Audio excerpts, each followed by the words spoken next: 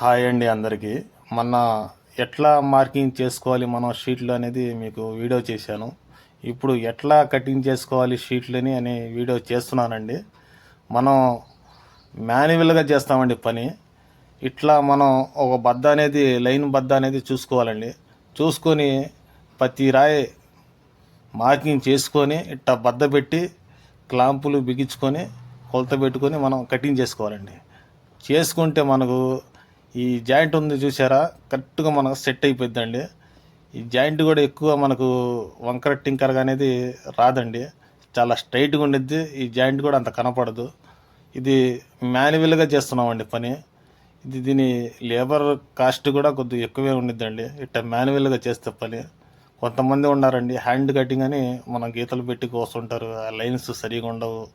మనం ప్రతిది కూడా ఇట్లా క్లాంపు పెట్టి చేసుకుంటే వర్క్ చాలా నీట్గా ఉండిద్దండి. కాకపోతే కొంత టైం పట్టిద్ది.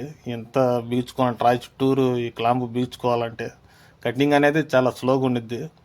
ఇట్టగాన మనం కటింగ్ చేసుకుంటే పరుపు అనేది చాలా నీట్గా ఉండిద్దండి. ప్రతి ఒక్కళ్ళు ఇట్ట క్లాంపు పెట్టి చేపియాలి కటింగ్. చేపిస్తేనే మనకు ఫిట్టింగ్ అనేది చాలా నీట్గా ఉండిద్ది, జాయింట్ కూడా కరెక్ట్గా ఉండిద్ది, మనకు కనపడదు. ఇట్లా మాన్యువల్గా మనం చేస్తామండి పని. క్వాలిటీ ఉండిద్ది పనిలో. పని అనేది చాలా కరెక్ట్గా ఉండిద్దండి.